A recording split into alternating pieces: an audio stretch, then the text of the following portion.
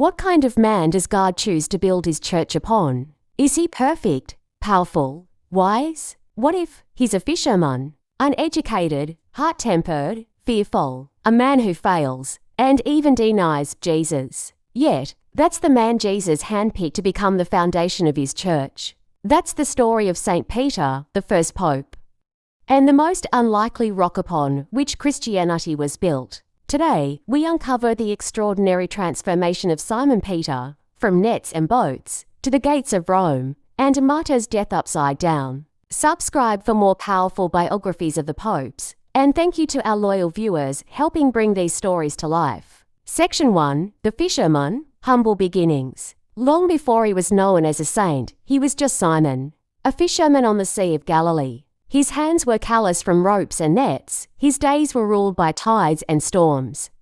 He wasn't a scholar or a priest, just a working man. But one day, while casting his net, a stranger stepped onto the shore, Jesus of Nazareth, and with just 5 words, Simon's life was never the same. Follow me, and I will make you a fisher of men. Matthew 4:19. Simon dropped everything, no hesitation, no excuses. He walked away from comfort into calling. Section 2. A new name, a new identity. Jesus didn't just call Simon, he gave him a new name. You are Peter, and on this rock I will build my church. Matthew 16:18. Peter Petros are the rock. It wasn't just a title, it was prophecy. Peter would become the foundation of something eternal. But the journey wouldn't be easy. He was impulsive, he doubted, he argued. He even rebuked Jesus. Once, Jesus had to say to him, "Get behind me, Satan." Matthew 16:23. Peter was far from perfect, but Jesus wasn't looking for perfection. He was building something greater through weakness, not strength. Section 3. The Inner Circle, Leadership among Disciples. Among the 12 disciples, Peter wasn't just another name, he was the voice. He was present at the most sacred moments. The Transfiguration on the mountain, the raising of Jairus' daughter, the agony in the Garden of Gethsemane. He was the first to speak, the first to act. And when Jesus asked, "Who do you say that I am?" Peter answered without hesitation, "You are the Christ, the Son of the living God." For this, Jesus affirmed him, but still, Peter didn't fully understand what was coming. Section 4. The Great Fall, Denial and Regret. When Jesus was arrested, Peter's courage collapsed. He followed at a distance, fear gripped him. And when a servant girl asked, "Aren't you one of his followers?"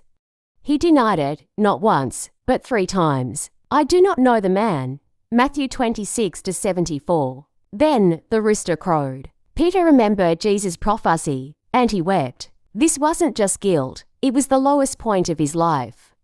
He had failed the one who called him the rock. Could a man like that still lead the church? Section 5. Restoration, Grace on the Shore. After the resurrection, Jesus met Peter again, not with punishment, but with purpose. On the same Sea of Galilee where he first called him, Jesus asked 3 questions. "Simon, son of John, do you love me?" 3 times, 1 for each denial. Each time Peter answered yes, Jesus replied, "Then feed my sheep." This was not just forgiveness, it was restoration. Jesus recommissioned Peter, not despite his failure, but through it. Section 6. Pentecost, Becoming the Rock. Then came Pentecost. The Holy Spirit descended with fire. The disciples were filled with power. And Peter, the one who had once denied Jesus, stood up before the crowds and preached with fire. Let all Israel be assured of this. God has made this Jesus, whom you crucified, both Lord and Messiah. Acts 2:36.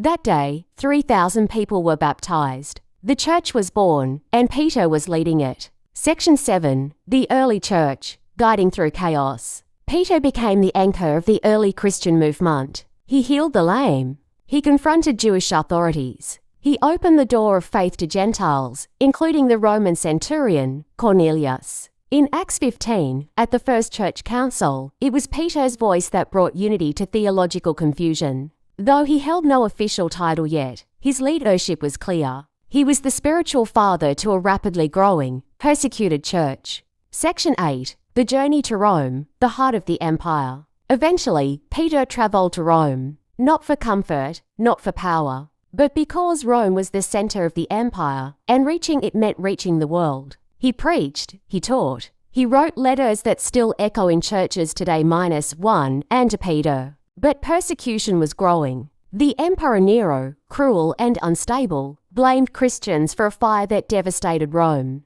Peter was arrested. Section 9. The Martyr's Death. Upside down in glory. In Rome, Peter was sentenced to die. Crucifixion. But Peter made one final request. I am not worthy to die as my Lord did. Crucify me upside down.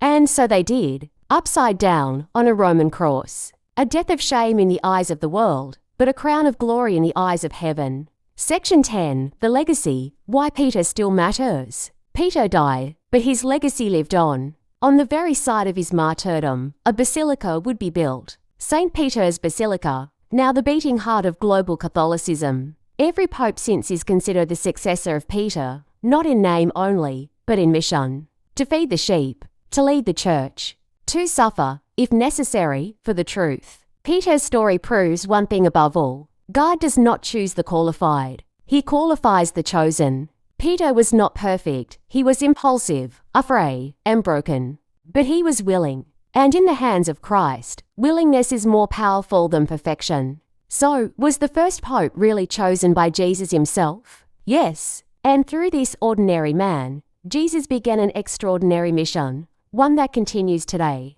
Subscribe for more episodes in our Lives of the Pope series, as we explore the men who carried Peter's flame across centuries. Thank you for watching. Until next time, stay curious, stay faithful, and stay inspired.